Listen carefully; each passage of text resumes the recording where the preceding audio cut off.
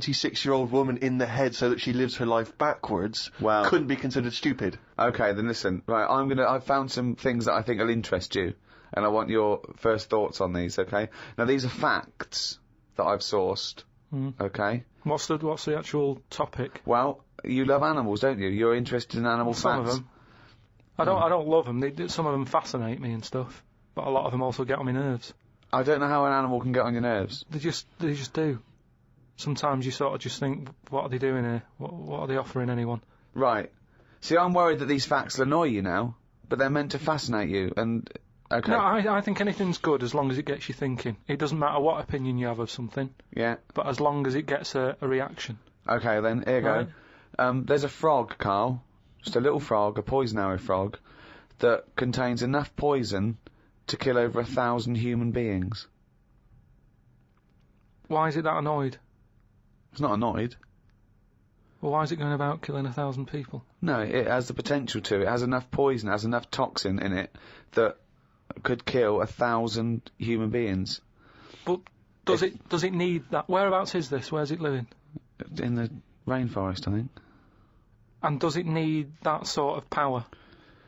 Is it in that much? Is it getting threatened a lot? Is what I mean. Well, no, because it's saying, don't come near me, and it shows it with its colours. It's got the colours that say it doesn't want to be eaten. It doesn't want people to chew a bit, right, and go, oh, I'm an idiot.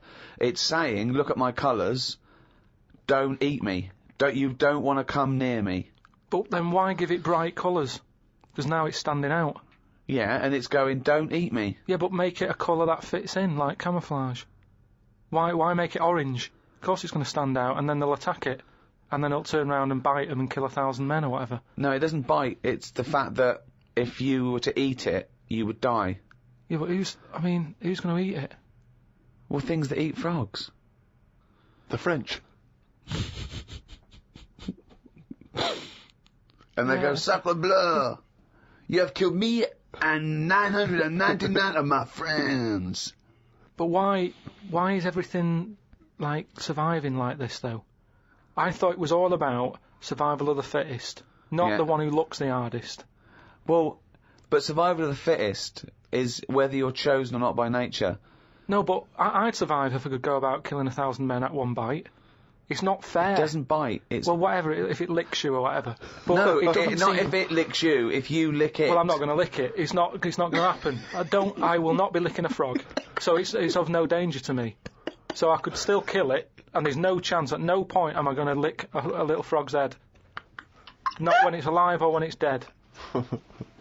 I love the fact it's all about you. It's all about how it relates to you. And he's annoyed that they're getting away with something. He doesn't like any sly animals. He doesn't like animals hiding. Then he wants them to hide. He doesn't want animals killing things. Then he wants them to kill things. He doesn't know what he wants. When they say survival of the fittest, they don't mean that, say, lions have been working out in a gym. It means the fittest gene pool, and the fittest gene pool is a gene pool that's still around. That's all it is. Yeah, if it's here, it worked. I was trying to explain to you the other day. A slug is as evolved as us. It's not, though, is it? It is. It's not. You think evolution is aiming towards Miles being away human? From where we are. What? It's nowhere near what we're like. But you're looking at it in terms of, this evolution has a will. It doesn't have a will. It's chosen or it's not chosen by nature. A slug got it right. A slug has got it as right as... What do you mean it hasn't? Well, what was it like before it got it right?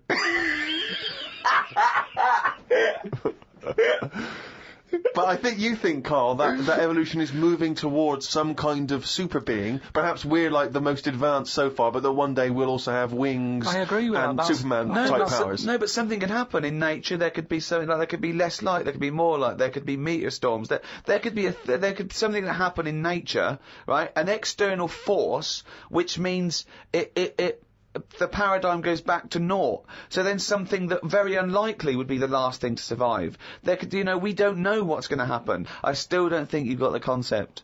It's one of the simplest concepts. It's one of the simplest models. This is why Darwin's a genius. But you think that everything, slugs, cats, are all somehow, their ambition is to be like us, to be human, or to have the attributes like us, that they can speak, they can talk, they can think, they can act. Only because they don't. Yeah, but I only think that because when you see people, with these pets, lizards, cats, whatever, they treat them like the humans. So I think if you do that enough times, they're going to start getting familiar with Again, certain... Planet of the Apes. No, Yeah. He's I'm thinking talking... of Planet of the Apes. Say like you with your cat, the way you talk to it, you give it a little cheeky massage and that when it's stressed out. No, It's a cat. you made that up that it It's was a stressed cat. out. I'm just playing with my cat, right? If anything, the cat is to de-stress me. So you're talking to your cat, Rick. Is it answering back much? How are the conversations going with your cat? Well, I have more intelligent conversations with my cat than I do with Yeah, him. here's one, right? When my gran died, right, she had this rubbish dog, right, and that's all we got left. It's like this little poodle. It was rubbish, right? Right. It was called Fluffy, and like my gran looked after it in a way that it was treated like a human. Do you know what I mean? Had a little coat on when it went out and all that. Anyway, so she died. We get left it. My dad's like, oh, bloody hell, right? Before you know it, it only took about a month. It was a wreck. Because we weren't sort of bathing it the way she bathed it. We let it out if it wanted to go out. It got covered in oil. It used to go under the car and everything. So it went from looking like this fluffy, poodle to just being a bit of a wreck. It got hit by a car. It ran sideways like a crab and all that. In the course of how long? A month? Probably about two months or something. Yeah. Now, so it went from being over-treated to just being treated like a dog. Yeah. But a dog isn't, is not a indigenous species anywhere. We sort of bred those from, but change jackals it. All I'm and saying wolves. is change it. Take away the dog thing, give someone a frog, and they'll still overdo it. They'll be trying to treat it like, if you had a frog, I mean that lizard thing you've got, Salamander. it's still sort of treated as part of the family, even though Well, it it's does not. nothing. I mean, How is it treated as part of the family? just the way, it's looked after, that big area that it's got to itself. We stick it in a case and feed it a cricket now and again. How is that like one of the It family? doesn't matter because it's in your It is flat. in Carl's family. It's in your flat, innit, and it's sat in that corner. I just mean, as time goes on, Yeah. things get educated as they get older. How old's that lizard? You don't. How old is it? About 15 years old. Right. Now, it knows more now than it did when you got it because it's been in those surroundings. It's had its eye on things. Well, no. It's What do seen you think it knows? What do you mean it knows more now? They act on instinct. What does it learn? It knows when it hears the noise of a plastic case being unwrapped that a cricket's going to fall down any second. Yeah, That's well, all it knows. Yeah, but it didn't know that in the jungle. So it's already one up. What else has it learned? Well, I mean, don't it's know. 15, so presumably it listens to a lot of Linkin Park, goes on the internet a lot. No, but do you know what I mean? You've already proved your point. It's like that fella who kept hitting the dog on the head with a stick. Right. I've Pavlov, at no point did he hit a dog on the head with a stick. But he kept doing it, and eventually the dog went, I'm sick of this, and wandered off, didn't it? Pavlov Yeah, there. brilliant. Why didn't you write up his experiments? Because he did it a little bit different to that. I love that. Do you know what I'd like to do? A program where you rewrite, you paraphrase someone's theory. So Pavlov's first. We could do Freud. Give us, what do you know about Sigmund Freud, the father of psychoanalysis? Right, come on in. I don't know anything on him. Well, look him up. Educating Carl. That's your next week, right? Let's do another podcast next week. Then they get an extra one free, the people who paid for it, right? We're going to hear about Sigmund Freud, okay? Here's an interesting fact. If the frog annoyed you, this might annoy you. A blind chameleon will still change colour to match its surroundings. You're aware that the chameleon can... Yeah, whatever it sits on. Yeah. But then what happens when you put one of them on a mirror? No, does it get stressed out, or what? What's it copying? Well, it probably doesn't need to copy anything because it looks at itself and it goes, oh, look like that. It's brilliant. God, that was fast. That's the fastest I've ever done that. That is brilliant. So they can go any colour, there's nothing, you can put them on anything, and they'll go to the thing. I don't want you to have a chameleon because you'd just be trying to see what it could and couldn't Try and do. catch it out. I know, yeah. Pop it on some tartan. But again, say like the frog thing, right? Pop it on the telly. Yeah. Couldn't do it fast enough. Why does the chameleon need that skill of copying a colour?